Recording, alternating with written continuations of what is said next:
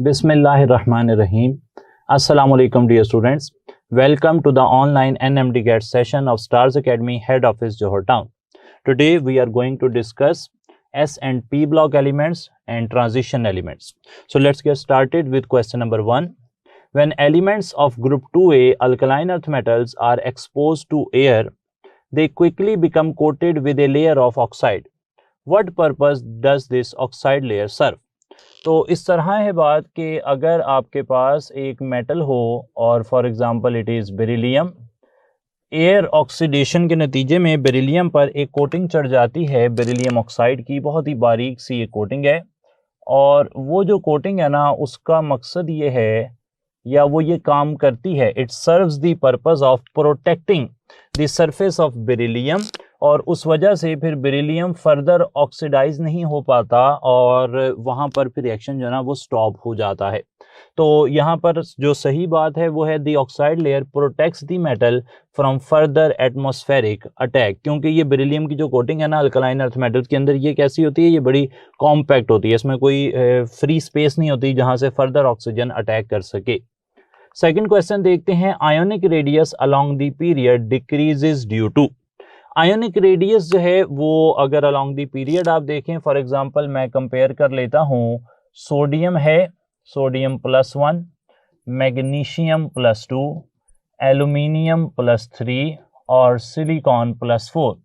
तो यहाँ पर एटॉमिक नंबर जो है ना, यहाँ देखें आप 11, 12, 13, 14, तो हो ये रहा है कि लेफ़्ट टू राइट जब आप जाते हैं फॉर आइसो इलेक्ट्रॉनिक कैटाइंस और iso electronic anions, nuclear charge ना बढ़ता जाता है, और न्यूक्लियर चार्ज बढ़ने से जो न्यूक्लियस का इलेक्ट्रॉनिक न्यूक्लियर पुल है ऑन इलेक्ट्रॉन्स वो बढ़ जाता है, और ये बढ़ने की वजह से न्यूक्लियर चार्ज में इंक्रीज की वजह से जो आयोनिक रेडियस है वो डिक्रीज करता जाता है।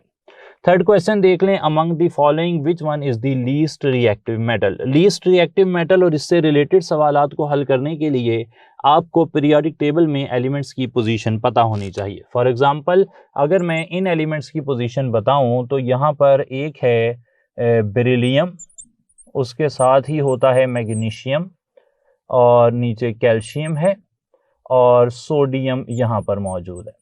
अच्छा, अब आप जानते हैं कि जो लेफ़्ट टू राइट है अल्कली मेटल्स या अल्कलाइन अर्थ मेटल्स में, जब आप पीरियोडिक टेबल में लेफ़्ट टू राइट जाते हैं तो मेटालिक कैरेक्टर जो है ना वो डिक्रीज होता है, यानी कि यहाँ से इस तरफ जाते हुए मेटालिक कैरेक्टर जो है वो डिक्रीज हो रहा है, और टॉप टू बॉटम जो है वो मेटालिक कैरेक्टर इंक्रीज हो रहा है। अब इन दोनों बातों को ध्यान में रखें तो साफ जाहिर है कि alkaline earth metals alkali metals के मुकाबले में लेस रिएक्टिव हैं, और अल्कलाइन अर्थ मेटल्स में क्योंकि नीचे वाली मेटल्स ज़्यादा रिएक्टिव होती हैं तो सबसे कम रिएक्टिव फिर कौन होगा, जो सबसे ऊपर की तरफ पाया जा रहा है। तो पोजीशन पता होनी बड़ी ज़रूरी है। अगर आपको पोजीशन नहीं पता अल्कली अल्कलाइन अर्थ मेटल्स की या एलिमेंट्स की इन पीरियोडिक टेबल, तो फिर आप सवाल का सही जवाब नहीं दे सकेंगे। यहाँ पर सही जवाब हो गया बेरिलियम, वो सबसे लीस्ट रिएक्टिव है। सबसे ज़्यादा रिएक्टिव कौन होगा, सोडियम होगा जी यहाँ पर। फोर्थ क्वेश्चन है, which of the following species requires least amount of energy to remove an electron. सबसे कम एनर्जी किसे चाहिए इलेक्ट्रॉन को रिमूव करने के लिए। अगेन हमें जो ज़रूरत है वो है रिलेटिव पोजीशंस की। यहाँ पर जो नियोन है ना वो पिछले ग्रुप में एटॉमिक नंबर 10 के साथ एंड पर पाया जाता है, उसके बाद सोडियम, मैग्नीशियम और एल्यूमिनियम, ये एलिमेंट्स हैं।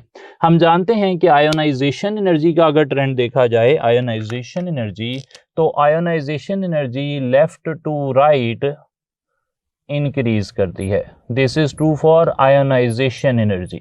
Ionisation energy left to right increase करती है, इसका मतलब है नियॉन की आयोनाइजेशन एनर्जी सबसे ज़्यादा होगी, फिर एल्यूमिनियम होगा, मैग्नीशियम होगा, और सबसे कम आयोनाइजेशन एनर्जी इस केस में जो हम डिस्कस कर रहे हैं वो सोडियम की होगी, क्योंकि जो एलिमेंट्स लेफ्ट साइड पर होते हैं उनकी आयनाइजेशन एनर्जी कम होती है, उनका मेटालिक कैरेक्टर ज़्यादा होता है। तो सोडियम सही आंसर हो गया, चार्ली ऑप्शन। क्वेश्चन नंबर 5 देखें, विच of the following is iso electronic with carbon atom. पहले हमें कार्बन एटम देख लेना चाहिए, फिर हम इनमें से उसे आइसो इलेक्ट्रॉनिक फाइंड कर लेंगे। तो क्वेश्चन नंबर 4 में मैं लिख रहा हूँ कार्बन एटॉमिक नंबर 6, यानी कि उसके पास हैं 6 electron. Sodium atomic number 11, definitely ये जो दूर के एलिमेंट्स है ना इनका आइसो इलेक्ट्रॉनिक होना बड़ा मुश्किल होता है। फॉर एग्जांपल सोडियम जो है 11 एटॉमिक नंबर, अगर वो प्लस भी हो जाएगा तो उसके पास 10 इलेक्ट्रॉन होंगे, ऑक्सीजन एटॉमिक नंबर 8 -2 का मतलब है उसके पास भी 10 इलेक्ट्रॉन है, और एल्यूमिनियम +3 का मतलब है एटॉमिक नंबर 13, उसके पास भी 3 इलेक्ट्रॉन लूज करने के बाद 10 इलेक्ट्रॉन हैं।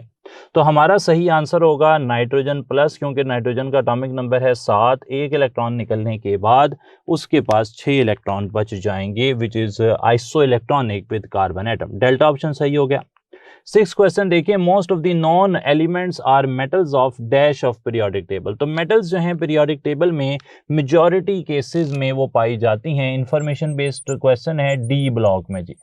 डी ब्लॉक में सबसे ज़्यादा मेटल्स पाई जाती हैं, इवन 30 जो हैं वो तो डी में पाई जा रही हैं, और फिर बाद में एफ ब्लॉक जो है वो भी मेटेलिक नेचर रखते हैं। तो ट्रांजिशन एलिमेंट्स सबसे ज़्यादा मेटेलिक हैं और उनमें से मेजर जो हैं वो डी ब्लॉक में पाए जाते हैं।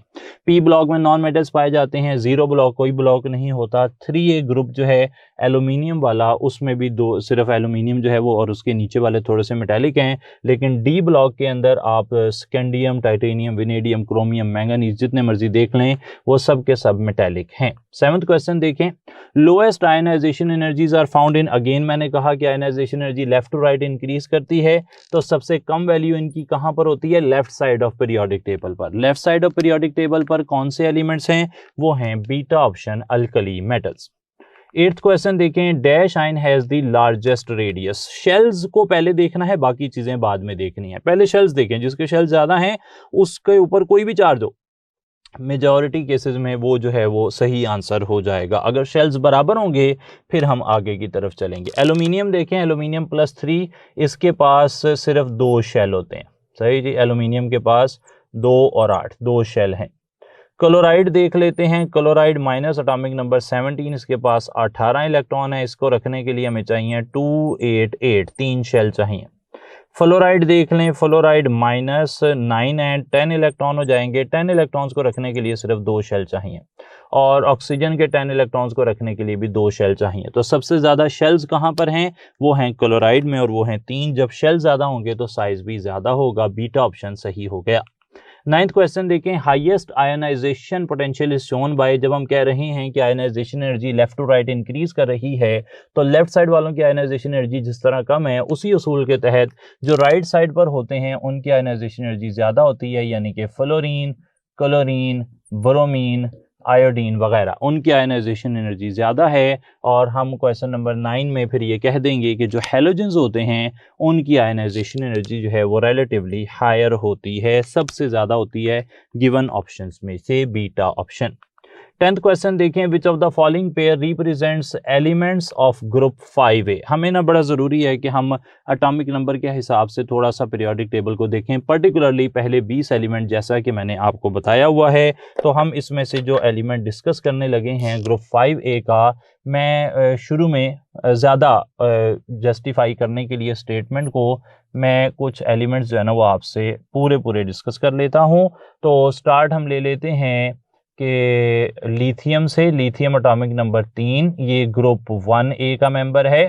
1A के बाद 2A आ जाएगा, यहाँ पर है बेरिलियम 4, फिर 3A आ जाएगा, इसे कहते हैं बोरॉन 5, फिर आ जाएगा 4A कार्बन एटॉमिक नंबर 6, फिर आ जाएगा 5A नाइट्रोजन एटॉमिक नंबर 7। और यही हमें पूछा गया है कि ग्रुप 5A से कौन बिलोंग करता है, तो ग्रुप 5A से बिलोंग करती है नाइट्रोजन, जिसका एटॉमिक नंबर है 7, और इसके बिल्कुल नीचे होती है फास्फोरस एटॉमिक नंबर 15। तो 7 और 15 जो है ना वो असल में हैं बीटा ऑप्शन कौन से ग्रुप के मेंबर? ग्रुप 5A के मेंबर। तो हर ग्रुप के रिप्रेजेंटेटिव एलिमेंट आपको लाजमी पता होने चाहिए, पर्टिकुलरली पहले 20 एलिमेंट्स की डिटेल आपको पता होनी चाहिए। 11th क्वेश्चन है, end of a period marks. तो एंड ऑफ ए पीरियड जो है, अगर इसी पीरियड को मैं आगे लेकर चलूं तो 6A आ जाएगा, उसमें ऑक्सीजन आ जाती है 8। 7A की बात करूं तो उसमें आ जाता है फ्लोरीन 9, और एंड पर 8A की बात की जाए तो उसमें आ जाता है नियॉन 10। अच्छा, यहाँ पर जो है ना जो शुरू वाले एलिमेंट्स हैं लिथियम और बेरिलियम, इनके अंदर जो वैलेंस इलेक्ट्रॉन्स हैं वो s में जा रहे हैं, और जो 3 से 8A होते हैं इनके वैलेंस इलेक्ट्रॉन p में जा रहे होते हैं। और जब आखिरी एलिमेंट आता है तो p सबशेल जो है ना इट कंप्लीट्स। तो क्योंकि 8A सबसे एंड पर है, सबसे राइट साइड पर पीरियोडिक टेबल के है, तो जब ये पीरियड ख़त्म होगा तो एंड पर जाना ये वाला एलिमेंट होगा जिसका P सब शेल कंप्लीट होगा। तो याद रख लें पीरियोडिक टेबल में जब भी एक पीरियड एंड होता है तो उसका शेल भी कंप्लीट होता है और पर्टिकुलरली शेल का जो P सब शेल है वो कंप्लीट हो जाता है। चार्ली ऑप्शन यहाँ पर हमने देख लेना है। 12th क्वेश्चन देखें, the highest metallic character out of the following is of. Metallic character को जज करने के लिए भी हमें ज़रूरत पड़ेगी कि हम एलिमेंट्स की रिलेटिव पोजीशन जो है वो देख लें। तो मैं यहाँ पर एलिमेंट्स की रिलेटिव पोजीशन बना रहा हूँ, बेरिलियम के साथ मैग्नीशियम, बोरॉन के साथ एल्यूमिनियम। सही जी, ये सारे हमने लिख लिए हैं। तो बेरिलियम, मैग्नीशियम, बोरॉन, एल्यूमिनियम। अब हमने देखना है कि किसका मेटेलिक कैरेक्टर ज़्यादा है। मेटेलिक कैरेक्टर का ट्रेंड हमने क्या पढ़ा है, metallic character left to right decrease होता है मेटेलिक कैरेक्टर, और टॉप टू बॉटम जो है वो इंक्रीज होता है। तो लेफ्ट टू राइट जनाब उसने डिक्रीज होना है, टॉप टू बॉटम इंक्रीज होना है। तो लेफ्ट टू राइट डिक्रीज होता है मतलब कि बोरॉन और एल्यूमिनियम का मेटेलिक कैरेक्टर कम है, जबकि बेरिलियम और मैग्नीशियम का मेटेलिक कैरेक्टर ज़्यादा है। और बेरिलियम और मैग्नीशियम में किसका ज़्यादा है, वो है जी मैग्नीशियम का। वाई सो, क्योंकि down the group metallic character increases. तो the right answer here would be beta option magnesium. 13th question देखते हैं, which electronic configuration represents an element of group 6A। Group 6A group number shows the number, group number mention कर लेते हैं। Group number shows, question number 13 की बात चल रही है। Group number shows the number of valence electrons. तो number of valence electrons यहाँ पर कितने होने चाहिए, 6 होने चाहिए। 6 का मतलब है कि NS में 2 इलेक्ट्रॉन, NP में 4 इलेक्ट्रॉन, 2 और 4 6 हो गए, तो यहाँ पर 6 इलेक्ट्रॉन होंगे।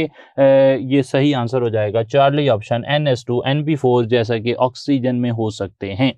14th क्वेश्चन देखें, D block and F block elements are collectively called. तो डी ब्लॉक और एफ ब्लॉक एलिमेंट्स को मिलाकर जी ट्रांजिशन एलिमेंट्स कहते हैं। डेल्टा ऑप्शन बहुत ही स्ट्रेट फॉरवर्ड इंफॉर्मेशन थी। अगर सिर्फ डी ब्लॉक की बात होती तो आप इनका कोई और नाम आउटर ट्रांजिशन रख सकते थे, एफ ब्लॉक को आप इनर ट्रांजिशन रख सकते थे। 15th क्वेश्चन है, group that contains non typical transition elements. Non typical transition elements जो है ना वो होते हैं स्कैंडियम 3B और जिंक 2B। अच्छा, नीचे वाले एलिमेंट्स तो यानी कि सेकंड और थर्ड जो हर एक ऑप्शन में हैं वो हम उन्हें नहीं जानते, वो हमने नहीं पढ़े हुए, लेकिन पहले वाला पढ़ा हुआ है। और पहले वालों में जो जिंक है वो नॉन टिपिकल ट्रांजिशन एलिमेंट में है, तो हम फिर और ऑप्शन स्कैंडियम का है ही नहीं, इसलिए हम जिंक वाले ऑप्शन को टिक कर देंगे कि यहाँ पर क्योंकि जिंक एक नॉन टिपिकल ट्रांजिशन एलिमेंट है तो उसके साथ जो बाकी होंगे वो भी नॉन टिपिकल ट्रांजिशन एलिमेंट ही होंगे। अल्फा ऑप्शन सही हो गया क्वेश्चन नंबर 15 में। क्वेश्चन नंबर 16 देखते हैं, in copper an electron from 4s goes to 3d. This is due to the stability associated with dashed filled d orbital। तो असल में जो कॉपर है, कॉपर की इलेक्ट्रॉनिक कन्फिग्रेशन क्वेश्चन नंबर 16 में अगर मैं देखूं तो होती है copper 29 is equal to argon, और यहाँ पर 4s2 की बजाय 1 रह जाता है और 1 इलेक्ट्रॉन प्रोमोट हो जाता है 3d में ताकि वो कंप्लीटली फिल्ड हो जाए। एंड रिमेंबर दैट दो कन्फिग्रेशंस ज़्यादा स्टेबल हैं और वो हैं D5 और D10। D5 और D10 जो है ना ये एक्स्ट्रा स्टेबल हैं, लेकिन यहाँ पर कॉपर के केस में D10 जो है ना वो असल में कन्फिग्रेशन स्टेबिलिटी है। Charlie option completely filled D orbital जो है उसकी वजह से कॉपर में इलेक्ट्रॉन प्रोमोट हो रहा है। 17th क्वेश्चन देख लें, स्कैंडियम +2 हैज़ लॉस्ट इलेक्ट्रॉन्स। तो 17 क्वेश्चन स्कैंडियम +2 की बात हो रही है। स्कैंडियम की कन्फिग्रेशन मेंशन करेंगे 21 आर्गॉन, उसके बाद 4s2, फिर 3d1। हमने ये सीख लिया है स्पेसिफिकली, मैंने जो है ना एग्जांपल के साथ कोड कर दिया था लास्ट टाइम के जनाब, जब भी इलेक्ट्रॉन एंटर होता है स्कैंडियम में तो पहले 4s में एंटर होता है और जब लीव करेगा तब भी 4s में से ही लीव करेंगे पहले इलेक्ट्रॉन। तो अगर स्कैंडियम +2 है तो उसमें जो 2 इलेक्ट्रॉन माइनस होंगे वो माइनस होंगे जनाब 4s में से। 3d के अंदर से इलेक्ट्रॉन नहीं माइनस होगा, पहले पहले इलेक्ट्रॉन 4s में से रिलीज होता है। तो ये याद रख लें, बीटा ऑप्शन। इसी कॉन्सेप्ट को क्लियर करने के लिए ये सवाल बनाया गया है। 18th question, the most common oxidation state of transition elements arises due to. Transition elements जो है उनकी मोस्ट कॉमन ऑक्सीडेशन स्टेट आखिर कौन सी है? तो ट्रांजिशन एलिमेंट्स की मोस्ट कॉमन ऑक्सीडेशन स्टेट है +2, और वो +2 arises from the removal of electrons from 4s। तो वो सबसे पहले इलेक्ट्रॉन, अगेन उसी बात को हम एम्फेसाइज कर रहे हैं जो हमने क्वेश्चन नंबर 17 में पूछी कि इलेक्ट्रॉन्स जो है ना उसके हमेशा पहले 4s में से रिलीज होते हैं। तो 4s के इलेक्ट्रॉन रिलीज होने की वजह से ही जो ट्रांजिशन एलिमेंट्स हैं उनकी मोस्ट कॉमन ऑक्सीडेशन स्टेट आती है। चार्ली ऑप्शन देखें, 4s के इलेक्ट्रॉन्स रिलीज होंगे यहाँ पर।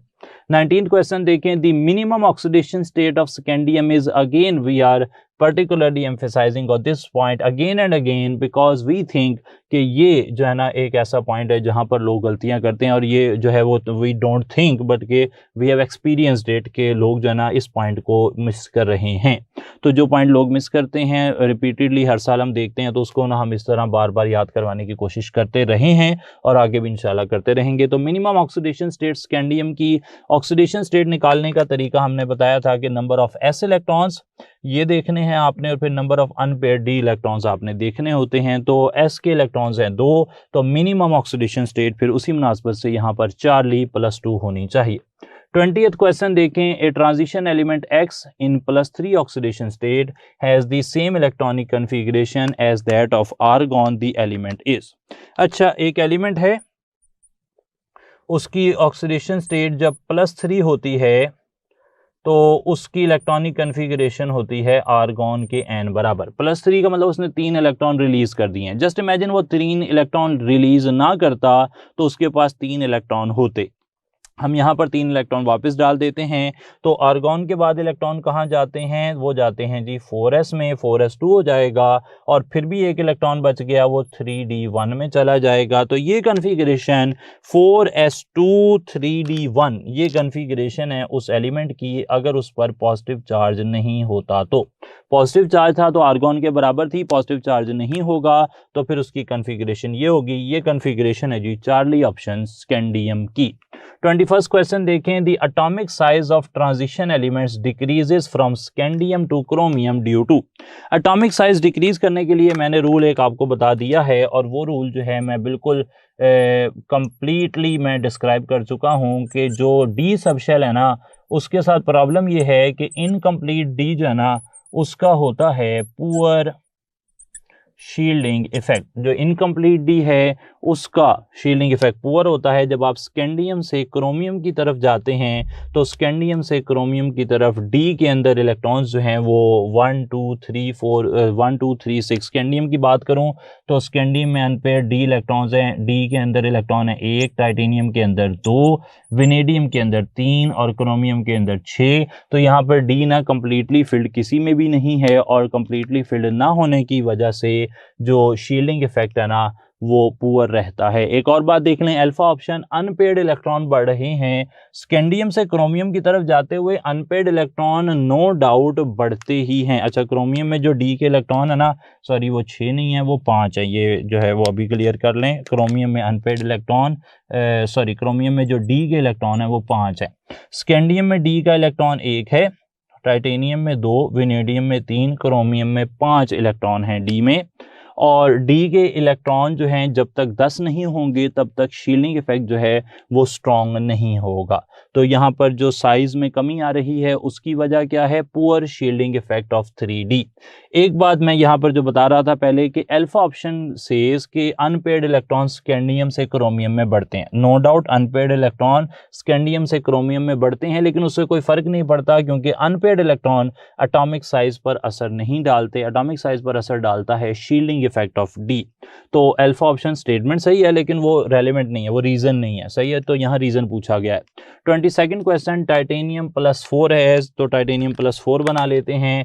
टाइटेनियम +4 22nd क्वेश्चन में टाइटेनियम क्या होता है पहले ये फाइनल कर लें। टाइटेनियम होता है आर्गॉन 4, आर्गॉन के साथ है 4s2 और 3d2, और अगर हम उसे +4 में कन्वर्ट करेंगे तो +4 में कन्वर्ट करने पर टाइटेनियम के अंदर से 4 इलेक्ट्रॉन निकलेंगे, 2 s वाले चले जाएंगे, 2 d वाले चले जाएंगे, यानी कि उसके पास कोई भी इलेक्ट्रॉन नहीं बचेंगे। अल्फा ऑप्शन सही लग रहा है, 0 अनपेयर्ड इलेक्ट्रॉन होंगे टाइटेनियम +4 के पास। 23 what is true for the order of filling of orbitals, ये बात हमने मेंशन की है और इसको सवाल की शक्ल में भी पूछ लिया है। याद रख लें कि जब भी इलेक्ट्रॉन फिलिंग होगी तो आर्गॉन के बाद 4s पहले फिल होगा, 3d बाद में फिल होगा। तो आप कह सकते हैं 4s is field prior to 3d, 4s पहले फिल होता है और 3d बाद में फिल होता है। चार्ली ऑप्शन यहाँ पर सही थी।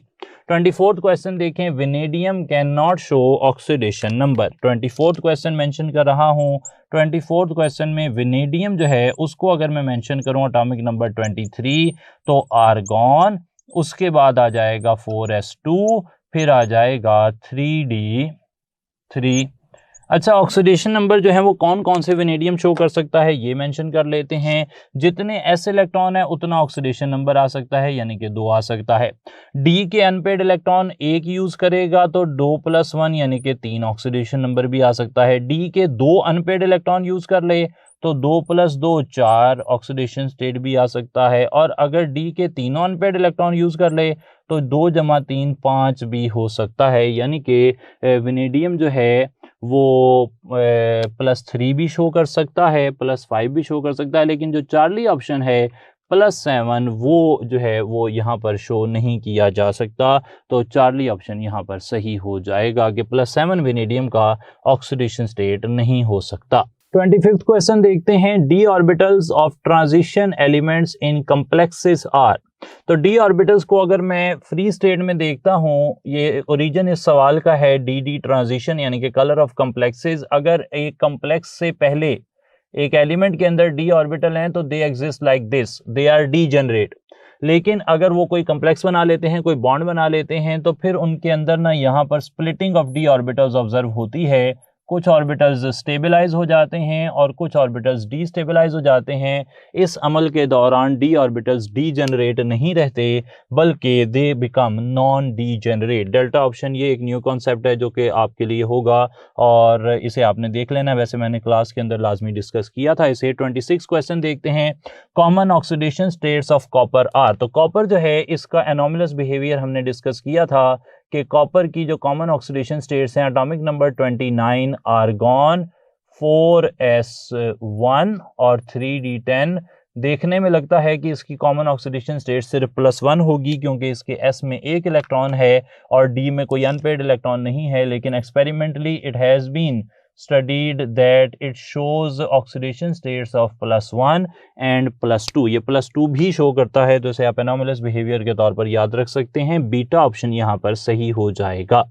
27th क्वेश्चन देखें, an atom that has high metallic character shows. तो अगर किसी का मेटेलिक कैरेक्टर ज्यादा है तो फिर उसे क्या प्रॉपर्टी शो करनी चाहिए? डेफिनेटली जो मेटेलिक कैरेक्टर जिसका ज्यादा होता है, मेटेलिक कैरेक्टर कहते किसे हैं? टेंडेंसी टू लूज इलेक्ट्रॉन और फॉर्म पॉजिटिव आइन। तो अल्फा ऑप्शन देखें, जिसका मेटेलिक कैरेक्टर ज्यादा होगा बाय डेफिनेशन ही उसे पॉजिटिव आइन बनाने चाहिए बआसानी। 28th क्वेश्चन देखते हैं, the property which shows increasing trend up to the middle of periodic table and then a decreasing trend across the periods. तो लेफ्ट टू राइट एक value बढ़ रही है और फिर वो कम होना शुरू हो जाती है। तो डेफिनेटली ये जो प्रॉपर्टी हम बात कर रहे हैं, एक ग्राफ की शक्ल में आपसे हमने डिस्कस की थी कि इस तरह वैल्यू बढ़ती है और फिर वापस आ जाती है और यहाँ मैक्सिमम वैल्यू जो है वो 4a की होती है। इसे कहते हैं जी मेल्टिंग पॉइंट।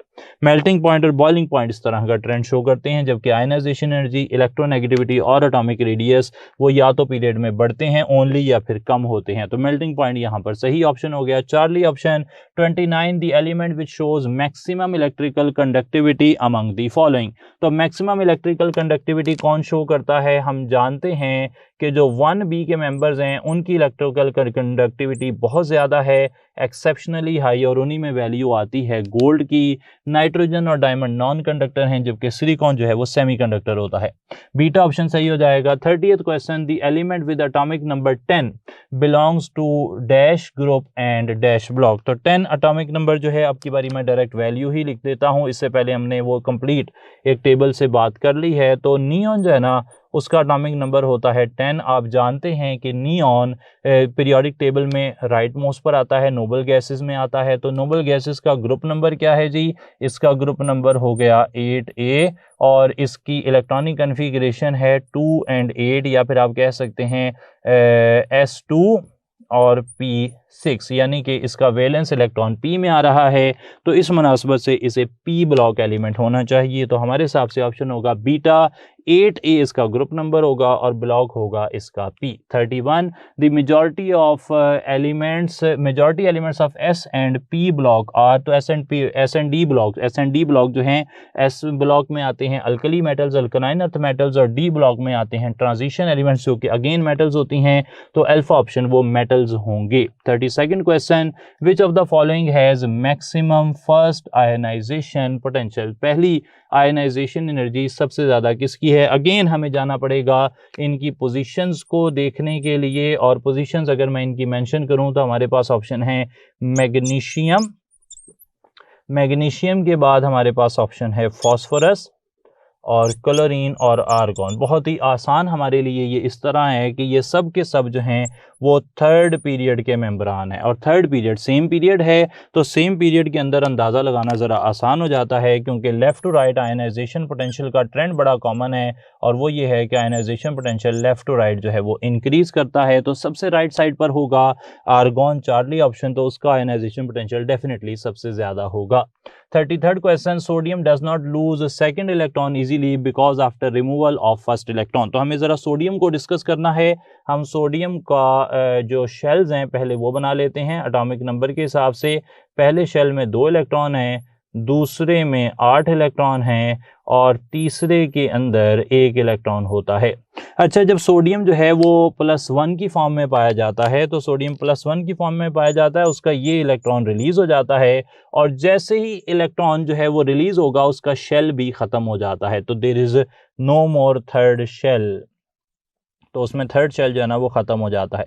तो अब उसके बाद शेल कितने रह जाते हैं? 2। आप देख सकते हैं सिग्निफिकेंट डिफरेंस है, पहला इलेक्ट्रॉन न्यूक्लियस से काफ़ी दूर था, ये फासला आप देख सकते हैं, जबकि जो बाकी इलेक्ट्रॉन है वो रिलेटिवली क्लोजर हैं। तो सोडियम के केस में या अल्कली मेटल्स के केस में जब वो +1 की फॉर्म में आ जाते हैं तो उनका आउटर मोस्ट शेल लूज़ हो जाता है, और इस वजह से अब उनका सेकेंड इलेक्ट्रॉन निकालना बहुत मुश्किल होता है। इसी वजह से उनकी जो सेकेंड आयनाइजेशन एनर्जी है वो बहुत हाई होती है। तो चार्ली ऑप्शन यहां सही है, वैलेंस शेल इज लॉस्ट। अच्छा, डेल्टा ऑप्शन में देख लें, कुछ लोगों को अगर कंफ्यूजन है कि न्यूक्लियर चार्ज नहीं बढ़ता जी, यहाँ पे न्यूक्लियर चार्ज नहीं बढ़ता। न्यूक्लियस में पहले भी 11 प्रोटॉन थे, और जब इलेक्ट्रॉन निकल गया तब भी 11 प्रोटॉन ही है, तो न्यूक्लियर चार्ज जो है वो सेम है। असल ऑप्शन है valence shell is lost. 34, which of the following property remain same in a period? एक पीरियड के अंदर जो इंटरवीनिंग इलेक्ट्रॉन्स हैं वो सेम रहते हैं, और जब इंटरवीनिंग इलेक्ट्रॉन्स सेम रहेंगे तो उनकी वजह से जो शील्डिंग इफेक्ट है वो भी सेम रहेगा। आयनाइजेशन एनर्जी जो है वो इंक्रीज करती है, इलेक्ट्रॉन एफिनिटी इंक्रीज करती है, एटॉमिक नंबर इंक्रीज करता है, जबकि शील्डिंग इफेक्ट जो है delta option it remains same in a period. 35th question देखें, while moving down the group in the periodic table which of the following will increase? Down the group आप जा रहे हैं, कौन सी प्रॉपर्टी जो है वो बढ़ रही है? अच्छा, ये सवाल जो है इसको अगर हम हल करने की बात करते हैं तो 35th के अंदर अल्फा ऑप्शन देखें, नंबर ऑफ वैलेंस इलेक्ट्रॉन्स। आप जानते हैं कि एक ग्रुप के अंदर number of valence electron same है, लाइक 1A के अंदर नंबर ऑफ वैलेंस इलेक्ट्रॉन्स जो हैं वो 1 होते हैं। अच्छा, नंबर ऑफ शेल्स डेफिनेटली ये सही लग रहा है। आप जानते हैं कि ग्रुप में ऊपर से नीचे की तरफ आप आएँ तो पहला जो एलिमेंट होगा, फॉर एग्जांपल हाइड्रोजन, उसमें 1 शेल है, उसके बाद लिथियम उसमें 2 शेल हैं, और सोडियम उसमें 3 शेल हैं, क्योंकि हर एलिमेंट जो है वो डिफरेंट पीरियड में बिलोंग कर रहा है, तो डिफरेंट पीरियड्स के अंदर नंबर ऑफ शेल्स बढ़ते जाते हैं। अच्छा, एक और बात देख लें, Charlie option electronegativity down the group decrease करती है, और नंबर ऑफ वैलेंस शेल हमेशा एक ही होता है जी, नंबर ऑफ शेल्स जो हैं वो बढ़ रहे हैं, नंबर ऑफ वैलेंस शेल नहीं बढ़ रहे। वैलेंस शेल का तो मतलब होता है कि आउटर मोस्ट इलेक्ट्रॉन जहां पर पाया जा रहा है, तो number of shells go on increasing as we move down the group in in a periodic table, in a group. जब आप नीचे की तरफ जाते हैं तो नंबर ऑफ शेल्स बढ़ते हैं। 36 moving across a period the nature of oxide changes from. इस सवाल का ओरिजिन है मेटेलिक कैरेक्टर, और मेटेलिक कैरेक्टर में हम सीख चुके हैं कि अगर आपके पास लेफ्ट टू राइट की तरफ जाते हैं, आप लेफ्ट टू राइट आप मूव करते हैं, तो लेफ्ट टू राइट मूव करने में जो मेटेलिक कैरेक्टर है वो डिक्रीज करता है। और मेटल्स कौन सा ऑक्साइड बनाती हैं? बेसिक ऑक्साइड बनाती हैं। तो जब left to right metallic character decrease करेगा तो बेसिक कैरेक्टर डिक्रीज करेगा, बेसिक कैरेक्टर डिक्रीज करेगा, फिर बेसिक कैरेक्टर जब कम होगा तो एम्फोटेरिक ऑक्साइड बन जाएंगे, और जब बिल्कुल ही मेटेलिक कैरेक्टर खत्म हो जाएगा, नॉन मेटेलिक कैरेक्टर आ जाएगा, तो फिर जो है वो ऑक्साइड एसिडिक हो जाएंगे। तो it is related to the metallic character. ये सवाल का ओरिजिन मैंने आपको बता दिया। तो यहाँ पर बेसिक से एम्फोटेरिक से एसिडिक, ये ट्रेंड जो है वो चल रहा होता है। 37 question, higher the number of valence electrons in a representative element greater will be its. अच्छा, अगर किसी एलिमेंट के पास वैलेंस इलेक्ट्रॉन जो हैं वो ज़्यादा होंगे तो फिर उसकी क्या वैल्यू जो है वो ज़्यादा होगी। इस सवाल का जवाब ढूंढने के लिए हमें थोड़ा सा डिटेल में जो है वो देखना पड़ेगा, मिसाल लेनी पड़ेगी सोडियम, और उसके वैलेंस इलेक्ट्रॉन यहाँ लिख लूँगा 1, magnesium valence electron 2, aluminium valence electron 3, silicon valence electron 4, phosphorus valence electron 5 and sulphur valence electron 6। बाकी की नहीं बात करते, इतना काफ़ी हो जाएगा। अब इसके हिसाब से हम देखें तो लेफ्ट टू राइट हम चार्ली ऑप्शन से शुरू करते हैं। एटॉमिक साइज जो है, जब वैलेंस इलेक्ट्रॉन बढ़ रहे हैं तो लेफ्ट टू राइट आप एक पीरियड में मूव कर रहे होंगे, तो जब आप लेफ्ट टू राइट मूव कर रहे होंगे तो एटॉमिक साइज जो है वो तो कम हो रहा होगा। सही है जनाब, ग्रेड तो नहीं हो रहा होगा। अब आ जाएं अल्फा और डेल्टा ऑप्शन, मेल्टिंग और बॉइलिंग पॉइंट पर। आप जानते हैं कि मेल्टिंग और boiling point number of valence electron बढ़ने से बढ़ते हैं, लेकिन अप टू ग्रुप 4 उसके बाद कम होना शुरू हो जाते हैं। फास्फोरस और सल्फर के पास नंबर ऑफ वैलेंस इलेक्ट्रॉन ज़्यादा हैं, लेकिन उनका मेल्टिंग बॉइलिंग पॉइंट तो ज़्यादा नहीं है। तो एक ही चीज़ बची जो नंबर ऑफ वैलेंस इलेक्ट्रॉन बढ़ने से बढ़ रही है, या फिर आप कह सकते हैं atomic number in a period बढ़ने से बढ़ रही है। Beta option ionisation energy. 38 question देखते हैं, which metal of 2A does not react with water. याद रखना है, काफ़ी दफ़ा इसके बारे में बात हो चुकी है कि बेरिलियम जो है it does not react with water even when red hot. तो अल्फा ऑप्शन यहाँ पर सही हो जाएगा।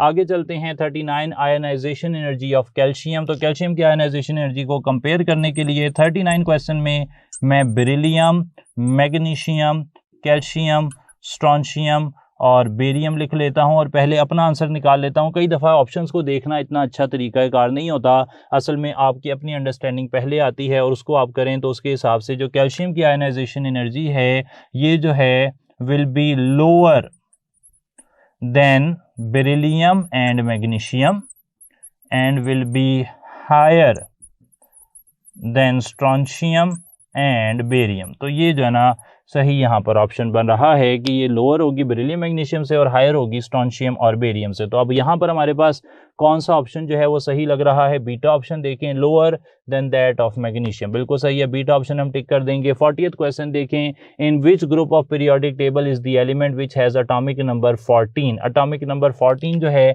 सिलिकॉन का एटॉमिक नंबर 14 है। आप इसका ग्रुप नंबर देख लें तो सिलिकॉन का ग्रुप नंबर होता है जी 4A।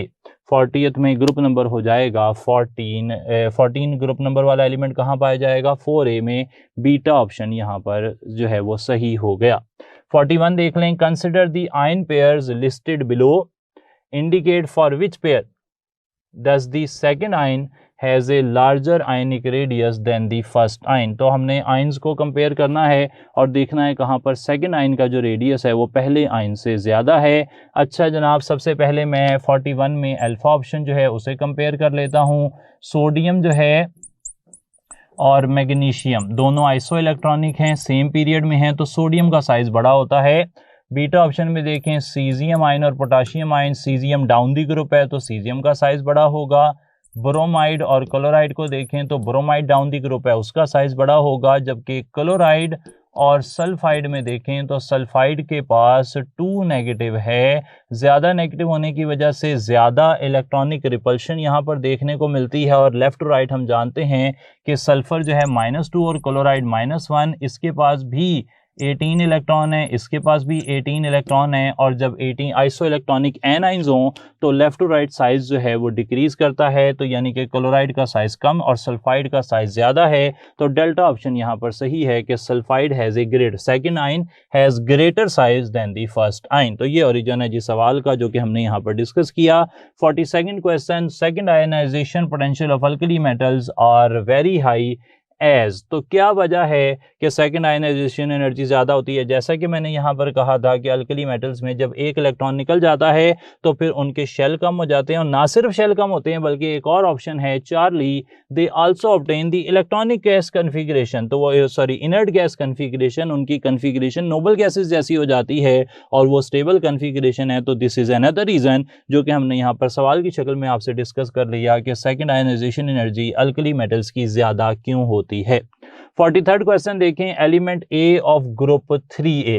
तो जब 3A है तो हमने इस तरह सवालों को नहीं हम करते, तो हम ना कोई रिप्रेजेंटेटिव एलिमेंट जो है उसकी मदद से सवालों को करना पसंद करते हैं। तो जब हमें कोई एलिमेंट ए दिया गया है ग्रुप 3A का, तो वी अज्यूम कि ये जो एलिमेंट है ये एल्यूमिनियम हो सकता है। अच्छा, आगे चलते हैं।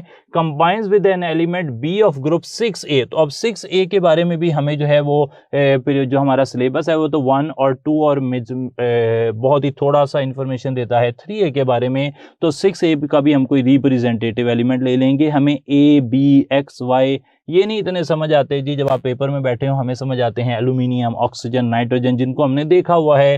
तो 6 में हमने ले लिया ऑक्सीजन। वो कहता है द रिजल्टिंग कंपाउंड में है फार्मूला। तो एल्यूमिनियम का ऑक्सीजन से रिएक्शन हो तो फार्मूला क्या बनेगा? Al2O3। तो इस तरह आप कोई एग्जांपल माइंड में लाएं A और B की और अपना जवाब निकाल लें। अल्फा ऑप्शन बहुत आसानी से आ जाएगा।